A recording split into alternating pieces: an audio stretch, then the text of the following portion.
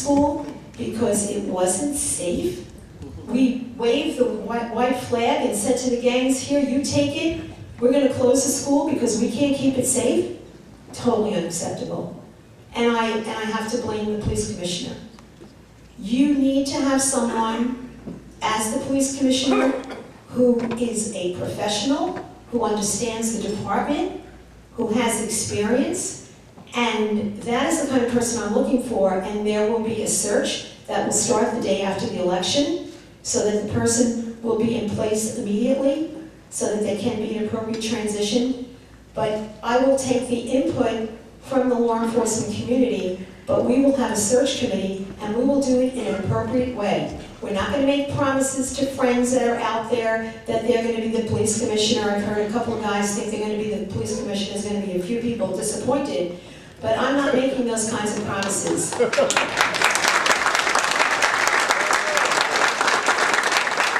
only promise I'm making is that we're going to have the best possible person as our police commissioner, the best possible person in economic development as our commissioner. We are going to have professionals, and you hear the term, we have the best and the brightest. We really will this time.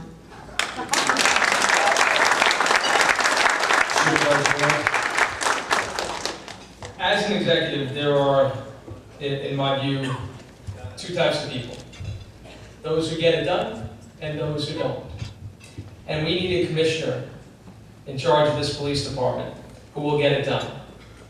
And I will appoint somebody who fits that characteristic, but more than that, I will appoint somebody who is not going to tell me what I want to hear, who is not going to seek to please me at every turn, or say yes to everything I say, or say, great idea, boss, at every turn.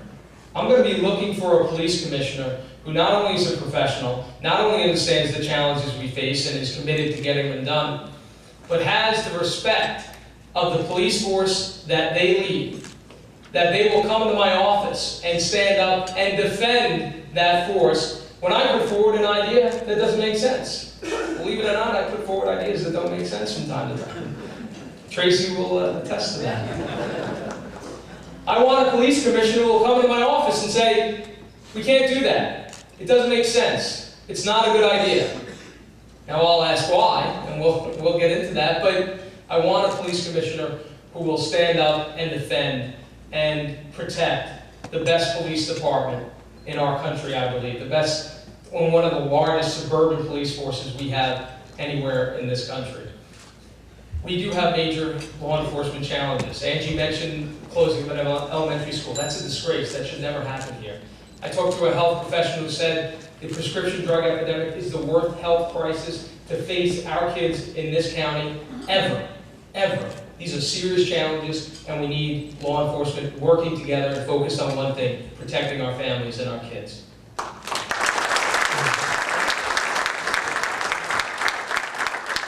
Mark Hamer?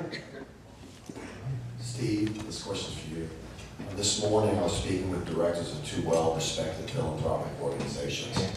They both expressed concern about state and county cuts and increased demand on their organizational services.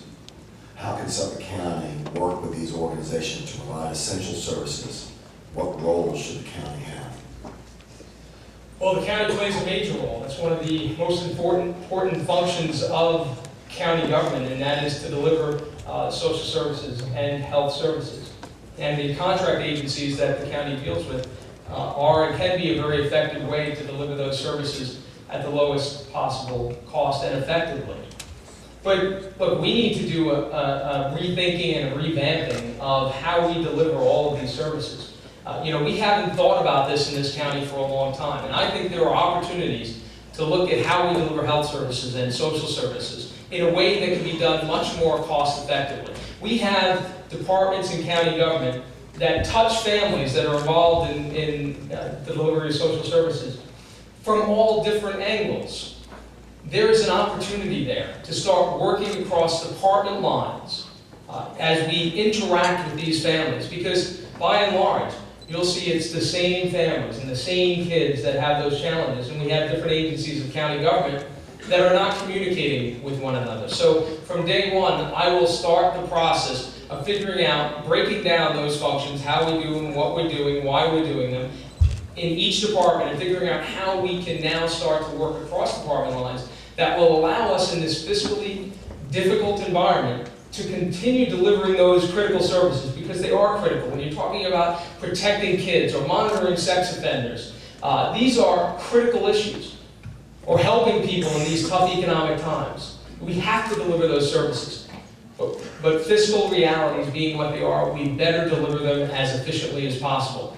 Again, I have experience doing that in Babylon in terms of making government work better, and I will bring that approach to the delivery of social services and health services. I think I am fully committed to our health centers. I think they are critical to our county, and if we were to underfund them or to close them, you'd see a major increase in our emergency departments that will increase healthcare costs overall. So I have a commitment there, but I think we can get more revenues out of our health centers by better management. So that is what I will do in terms of health services, and start that process on day one.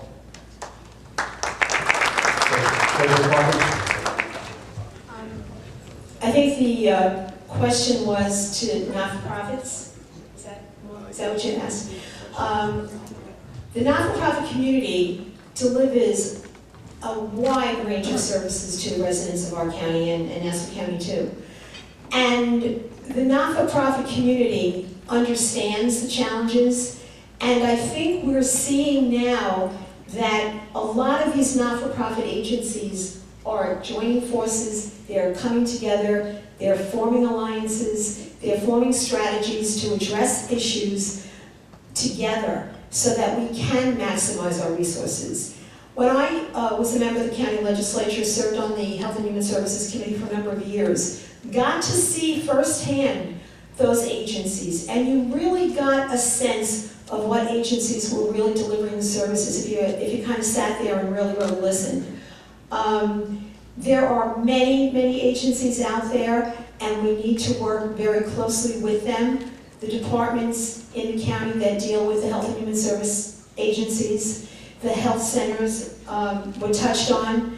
We have to maximize the revenues in the health centers because a lot of what is delivered is reimbursable.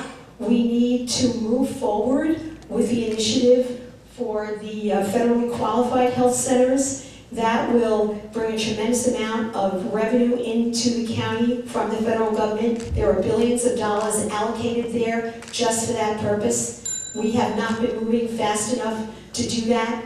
There are all of these things going on from the inside that you understand. It's not the thing that makes press releases and speeches and everything else, but it's the kind of thing you need to know about to really deliver those services in the most cost-efficient way possible without compromising the services that the residents of this county have a right to expect and deserve.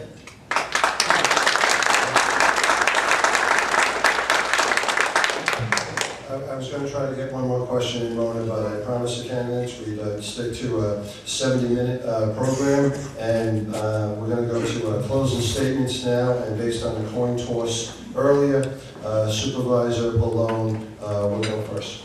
Thank you very much, Kevin. Thank you to the LIA once again, and to ABLI for sponsoring this debate this morning, and to all of you for taking the time to be here, who are concerned about the future of our county. I want to thank my opponent, Angie Carpenter, for, I think, a very good exchange of ideas, and I look forward to the next 7 weeks in this campaign.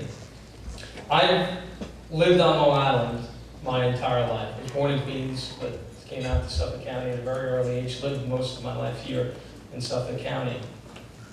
And I think this is the best place to live anywhere in our country. I've been in the Army. I was in Missouri. I was based in Missouri, actually on active duty. Spent a lot of time traveling around the Midwest. I've been throughout the entire country. I've gone cross country several times. So I've seen every part of this great country of ours. But I don't think there is a better place to live, and there's nowhere else I want to live than right here in Suffolk County. And I'm raising my family here with Tracy, our daughters Katie and Molly.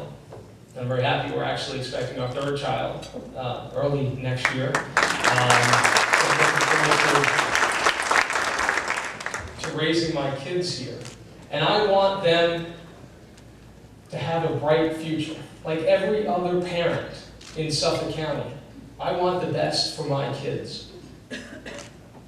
But I want them to have a great future here in Suffolk County. Not in North Carolina, not in the Southwest, not somewhere else in the country. Too many of our young kids continue to leave to go to other regions. And that is a canary in the coal mine. When your best and brightest, when your young people are moving to other regions of the country over a 20-year period, and it is accelerating in the current census, that is a wake-up call to this region that we have reached a tipping point, and we need to work together to make sure that moving forward, we make the right decisions so Suffolk County continues to be the great place it is, and we create a booming, growing economy that our young people not only are staying here, but other young people from across the country are saying, you know what, I'm going to move to Suffolk County because that's where all the great new jobs are. And by the way, here they have great beaches and they're right next to New York City. That's what we need to have happen here. That's what I will do, and that's the kind of leadership I will bring as county executive. I thank you very much, and I hope to have your support, and I look forward to the rest of the campaign. Thank you.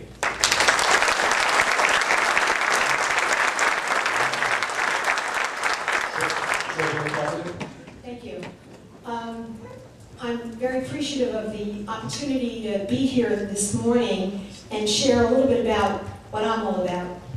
And what I'm all about is fighting to make Suffolk County a great place to live, not leave. When I ran for office the first time on the urging of my community, really, it was not in my game plan to run for public office. But I had people say, from my involvement in the LIA and chambers, you want to run for public office? And I'm like, I'm too busy running a business, I don't have time for that. But as events progressed and became a vacancy on the legislature and my sons came and worked at the business, the time was right. So I stepped forward and I ran for the legislature. And the slogan was fighting to make Suffolk County a great place to live, not leave. And nothing has changed. If anything, I've gotten more passionate about it because now, in addition to having a wonderful husband and 2 sons, I have 2 daughters-in-law I adore and a granddaughter that I cherish.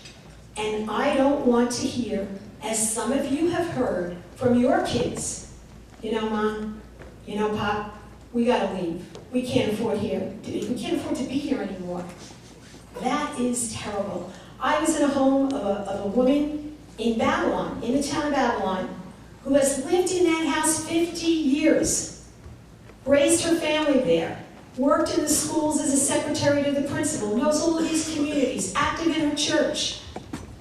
Big for sale sign in front of the house. Why? She had her tax bills out over the last 4 years. Her taxes went from $8,000 to nearly $12,000.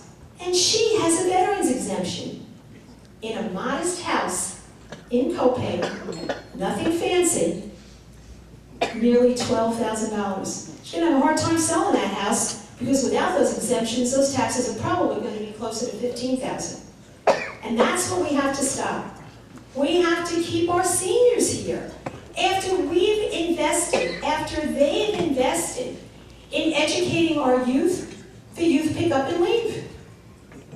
When seniors are ready to enjoy their golden years, they're not impacting us negatively by having schools, kids in the school system. They have to leave. It doesn't make sense. It doesn't make sense. We cannot, when we're out there trying to garner support, distort the facts. I've said this time and time again to anyone who'll listen. We all have a responsibility to make sure that our elected officials are really representing us. That they are not telling us what we want to hear. They're not telling us that we have a 5% tax decrease when in reality, newsday reports we have a 108% increase. Something's not right. You've got to tell things the way they are. I am promising you that I will fight harder than anyone to make sure Suffolk is a great place to live, not leave. It's not a career move for me. I'm not looking to go be the governor or anything else. I am looking to do the best